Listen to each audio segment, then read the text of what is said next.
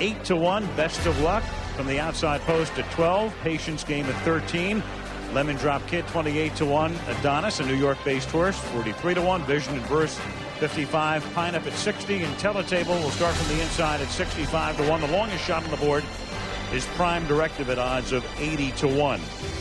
There have been 4 horses in history who have won the Derby and the Preakness, or have finished second in the Derby and the Preakness, and then come over here to win the Belmont and spoil a Triple Crown possibility. And there they are. It's all happened since '69 when Arts and Letters did it. Bet Twice in '87, spoiled it for Ali Sheba. Easy Goer spoiled it for Sunday Silence in '89. And then last year, Victory Gallop, second in Louisville, second in Baltimore, came in here, won, and spoiled Real Quiet's Triple Crown possibility. Who fits that pattern today? The horse's name is Menifee. Let's go to Jim McKay. Okay, Al, feels like they may have a pretty good wind in their face when they're coming down the stretch right now. You know, years ending in the number 9 have been significant ones for the Triple Crown, starting with the first winner in 1919. 1989 was no exception. Sunday Silence, co-owned by the late Charlie Whittingham and Arthur Hancock, battled all spring with Easy Goer.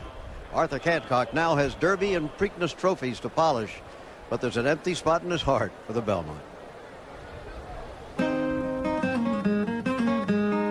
Arthur is part rebel, mostly family man, an occasional musician and composer. Playing one of his songs on his guitar, he thinks back to the big horse, to Sunday Silence, who was raised here on Stone Farm, then went on to come so close to winning the Triple Crown. And here comes Sunday Silence through the stretch, coming to the finish of the Derby. Sunday Silence wins this Derby by 2 lengths. Here's the finish of the Preakness. Sunday Silence and Easy Goer. Photo finish, noses apart. Sunday Silence appears beaten. Easy Goer with Cat Day winning the Belmont and denying Sunday Silence the Triple Crown.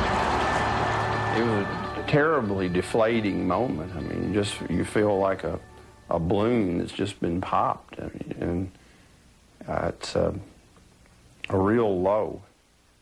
You know, you think you might have a chance to win the Triple Crown. I mean, you never get that chance again, more than likely.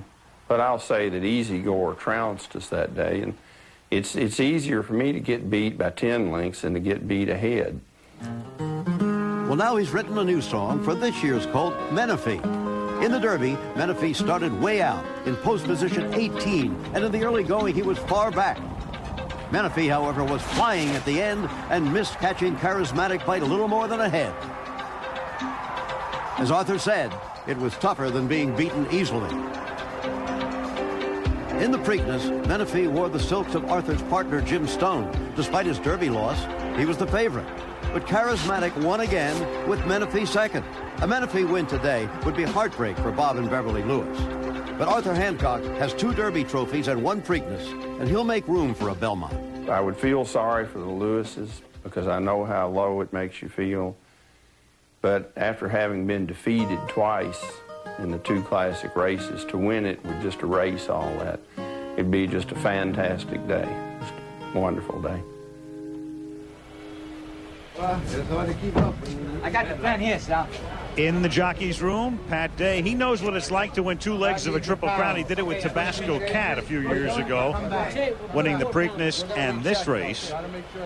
And getting onto the scale right now, Chris Antley with a chance to guide a Triple Crown winner. A look down the barn, the shed row, as Wayne Lucas begins to pace, the Hall of Fame trainer who went into the Hall of Fame earlier this year. What a year it's been for Wayne Lucas. He's getting ready. A look at Elliott Walden, whose Victory Gallop won the race last year. Will he be the spoiler again in 1999? And we go back to Jim. Well, speaking of jockeys as you were, only 1 jockey has ridden 2 Triple Crown winners. That was the late, great Eddie Arcaro on Whirlaway and Citation. Many of the best, including Bill Shoemaker, have never achieved it. The youngest, at age 18, and the most recent, was Steve Cawthon, who then went to England to become the only jockey ever to win the Kentucky Derby and the English Derby. 21 years after his Triple Crown, Affirmed is still an active stallion at Jonabell Farm. All right, girls, let's go see how Affirmed's doing today. This is the horse Daddy won the Triple Crown on. Steve Cawthon, the youngest rider to win the Triple Crown, is back home in Kentucky. He enjoys taking his wife and daughters to visit Affirmed. We live on a farm. I'm breeding horses. I got 6 mares, and I'm trying to, create a little breeding operation. And the girls have ponies, and they ride. As soon as any kid gets around a horse, they love it. It's kind of neat. It just reminds me of me when I was growing up. Well, he grew up fast, and at 18, found himself aboard a Fern, battling his great rival, Alydar. Steve at a Fern won the Derby and the Preakness. Then came the Belmont. It's Alydar and a Fern battling back along the inside. We'll test these two to the wire. A Fern under a left-hand whip. Alydar on the outside driving. A Fern and Alydar heads apart. A Fern's got a nose in front as they come on to the wire. At the finish, it's going to be dead tight. A Fern won it. Alydar is second. When I crossed that finish line, I basically had given every ounce of energy and thought process, focus that I could ever have conjured up. And, I had joy, and I was so proud of the horse. And when I stand and look at him out in the field, I just have a great appreciation for him as a horse and for what he meant to me 21 years ago. He was intelligent, he had a great heart and a lot of determination. And we needed every bit of that in the Triple Crown in '78.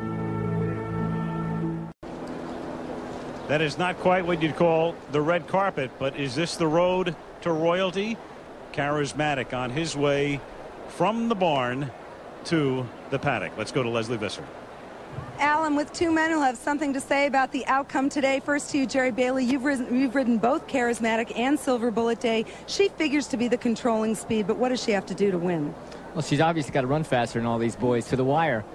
Stamina, I guess, is a big question mark with her, but I think it's with everybody.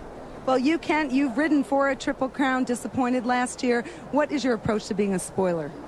Well, the approach will be just like, as Jerry said, hopefully we're on the fastest horse, but I think that it's just to get comfortable. I think that's the main word here is 1.5 miles. We need to get these horses comfortable, and hopefully I'll be able to get this third leg, though they're not in succession, get my triple for the Triple Crown. It'll still count. Thank you both. Back to you, Al. All right, thank you, Leslie. Charismatic continuing his walk, and again, I'm joined by Hank Goldberg and now by Dave Johnson, who will be calling the race today. And Dave, in Louisville and in Baltimore, before you gave your patented call of down the stretch they come, the winner of the race, Charismatic, of each race, made a very powerful move. And the Kentucky Derby was a rough race. Now, as a lot of people were watching all the traffic jams, Charismatic made a powerful, sustained move past Worldly Manor and Cat Thief under a very confident ride. On the outside there, Chris Antley on to win it by a neck. After the Derby, only one horse could win the Triple Crown, so it was on to Baltimore. 2 weeks later, the Preakness. Here's our overhead shot approaching the far turn. Charismatic trapped, and when Stephen got even drifted out, Antley shot through, rallying on the outside of a track that was favoring inside speed, confirming his Derby victory. Now you're going to be hearing about big sweeping turns and big sweeping moves here at Belmont. Timing is everything. If the move is early, it'll spell defeat like it did for Skipaway and last year for Real Quiet. If this race is run according to Hoyle or according to Hank Goldberg, you be Hoyle. How's this race going to be run? Well, pace will be a factor again, but everybody is targeting Silver Bullet Day. They're all going to, in fact, Wayne Lucas told me he'd like to be 3 to 4 lanes behind her, which means that he might be a little closer with Charismatic than he was in the previous 2 classics. Teletable will probably go out early, the Perez horse, but you'll see Lemon Drop Kid out there, Patience Game. Stephen Got Even wants to be up close. Nick Zito said he'd like to be about a length in behind Silver Bullet Day, the target. That's what she has to overcome, early speed, and then here's the Derby distance, 1.25 miles. She still has another 1/4 mile to go and has to overcome the chasers, the stalkers like Patience Game. Charismatic making a move. Stephen Got Even still there, and Menifee making his move on the outside. And as they get to the wire, now she has to hold off the closers. I don't think she can. Charismatic, Menifee, Patience Game, my long shot. Silver Bullet Day could be right there. That had everything but the crowd noise, and that crowd will be roaring. Chris Antley stretching 22 minutes to the Belmont.